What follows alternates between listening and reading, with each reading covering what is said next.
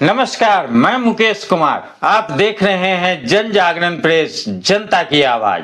दिल्ली में 2,76,000 ration card धारकों को नोटिस जारी हुआ है। आंकड़े चौंकाने वाले हैं। हजारों कंपनी निदेशक, लाखों जमीन मालिक, सैकड़ों करोड़ का टर्नओवर। लेकिन सवाल है, जब सिस्टम में अमीरों की घुसपैठ थी तो असली गरीब कहां था? आज हम इसी सच्चाई का परत खोलेंगे।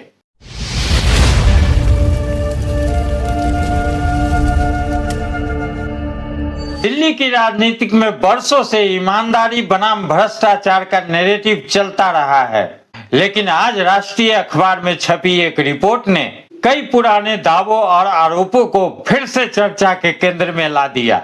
एनवीटी के रिपोर्ट के अनुसार दिल्ली में 2,76,000 राशन कार्ड धारकों को कारण बताओ नोटिस जारी किया गया।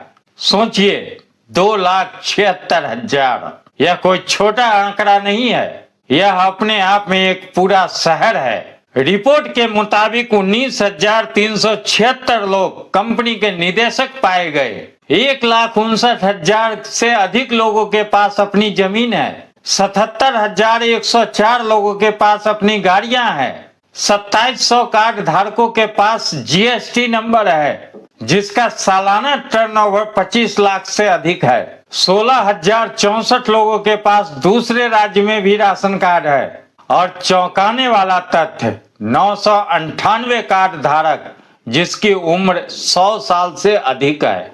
अब सवाल उठता है, क्या यह सिस्टम की लापरवाही थी या बरसों से चली आ रही मिलीभगत? रिपोर्ट में यह भी बताया गया है कि समय समाप्त होने के बाद केवल 1,077 लोगों ने ही नोटिस का जवाब दिया, यानी 2.5 लाख से अधिक मामले में गंभीर अनियमितता की आशंका बनी हुई है। जब दिल्ली में सत्ता परिवर्तन हुई थी तब भ्रष्टाचार मुक्त शासन का बड़ा दावा किया गया था। अगर आज 2,76,000 राशन कार्डों की जांच में इतनी विसंगतियां सामने है तो यह सवाल उठना स्वाभाविक है। क्या यह गड़बड़ी पूर्ववर्ती शासनकाल का देन थी? अगर हाँ, तो क्या यह उस दौर में सिस्टम की ईमानदारी पर बड़ा प्रश्न चिन्ह नहीं लगता?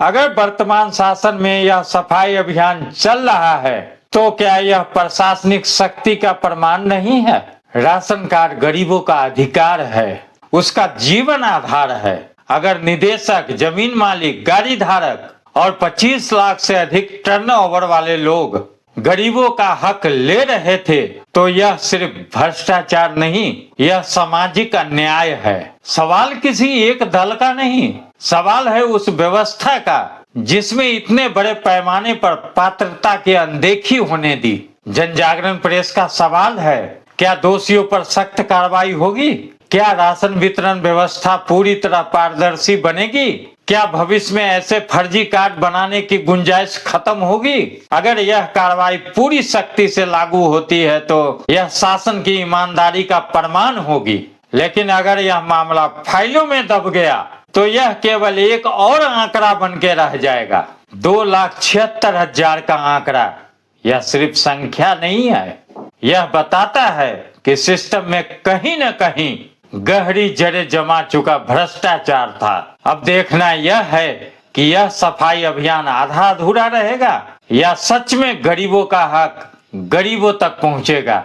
जन जागरण प्रेस पूछता है, क्या दिल्ली सच में ईमानदारी की नई मिसाल बनेगी? इस पर हम भी नजर बनाए हुए हैं, आप भी नजर बना के रखिए और फिर मिलते हैं नए मुद्दे, नए चेहरे के साथ। तब तक बने रहें जन जागरण प्रेस के साथ और अपना विचार कमेंट करना न भूलें। आपका एक कमेंट हमें ऐसे वीडियो बनाने की शक्ति और प्रेरणा देती है। नमस्कार।